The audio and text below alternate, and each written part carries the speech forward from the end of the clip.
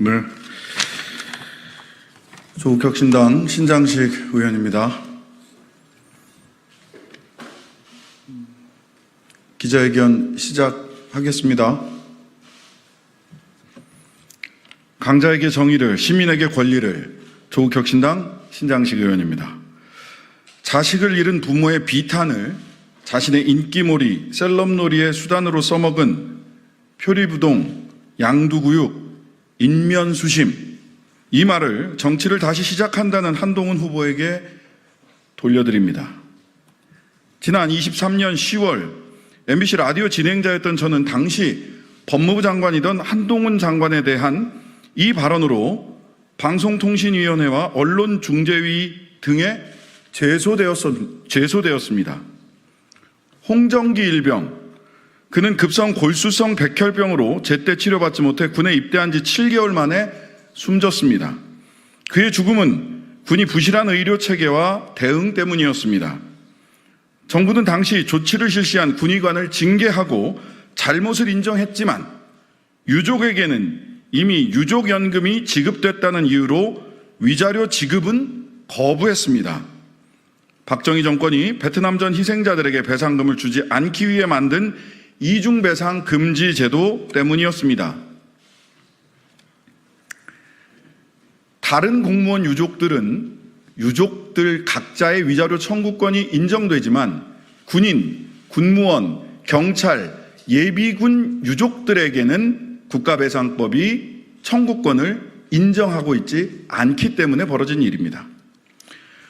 한동훈 당시 법무부 장관은 23년 5월 기자회견을 열어 홍정기 일병 유족에게 사과하고 국가배상법을 개정하겠다고 약속했습니다.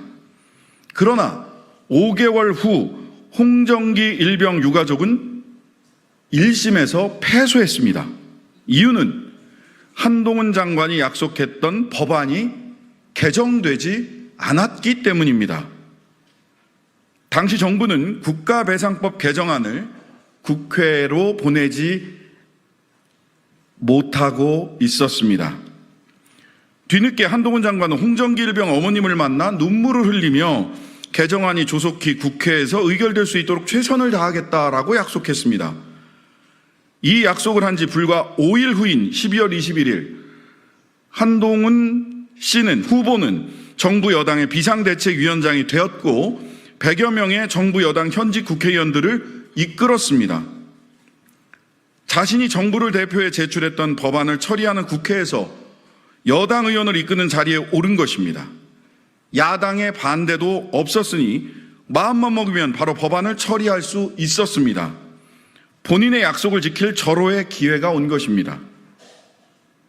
그러나 기자회견까지 열어 법안 개정을 추진하겠다고 한 지 1년, 어머님을 만나 눈물 흘리며 개정안 의결에 최선을 다하겠다고 약속한 날로부터 5개월이 지나 21대 국회가 종료되었지만 국가배상법은 소관상임위원회인 법사위 소위의 안건상정조차 되지 않고 단 한 번의 심사도 없이 폐기되었습니다. 당시 법사위원장은 국민의힘 소속이었습니다. 결론적으로 한동훈 후보의 약속은 그저 말로만 한 약속이었을 뿐 어디에도 법안 처리를 위한 진심은 느낄 수 없습니다.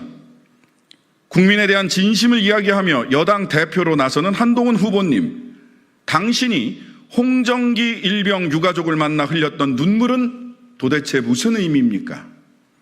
당신은 스스로 약속한 국가배상법 통과를 위해 무엇을 했습니까? 대체 무엇 때문에 눈물을 흘리며 한 약속을 헌신짝처럼 버린 것입니까? 한동훈의 정치란 책임지지 않아도 되는 표리부동, 양두구육과 같은 것입니까? 제가 이제야 돌아보니 결국 한동훈 후보는 자식을 잃은 부모의 비탄을 이용한 것, 그 이상도 이하도 아니었다라는 생각을 할 수밖에 없습니다. 표리부동, 양두구육, 인면수심, 정부 여당의 당대표로 나서는 한동훈 후보에게 다시 돌려드립니다. 저는 한동훈 후보 본인이 작성하고 약속하고 국회로 보냈던 그 국가보상법을 토시 하나 바꾸지 않고 그대로 발의했습니다.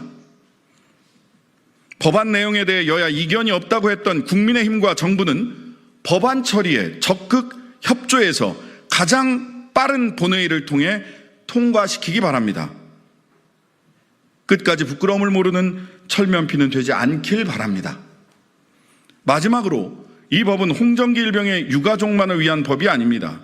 작년 수해복구 작업 중 사망한 체해병의 유가족, 최근 얼차려 중 숨진 훈련병의 유가족 등 군대에서 불의의 사고로 순직한 가족을 둔 유가족에게 동일하게 적용되는 법이니만큼 22대 국회가 빠른 시일 내에 통과시킬 것을 여야 모두에게 제안드리는 것입니다.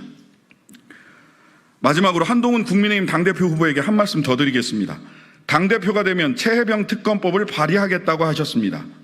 지금 국회에서 추진하는 체해병 특검법이 야당만 특별검사를 추천하도록 되어 있기 때문에 반대한다라는 말씀도 하셨습니다. 다 잊으셨습니까? 2022년 박근혜 정부의 최순실 등 민간인에 의한 국정농단 의혹 사건 규명을 위한 특별검사의 임명 등에 관한 법률 제3조 제2항에 따라 당시 야당이었던 더불어민주당과 국민의당에서만 특별검사를 추천한 바 있습니다. 바로 윤석열 대통령과 한동훈 후보가 수사팀으로 파견되었던 그 특검입니다. 그때는 찬성하고 지금은 반대하십니까? 불리한 기억은 잊거나 사실조차 왜곡하는 정치인, 자신이 한 약속도 헌신짝처럼 취급하는 정치인, 신의를 상실한 정치인이 설 자리는 없다는 말씀을 어제 출사표를 던지신 한동훈 후보님께 드립니다. 마치겠습니다.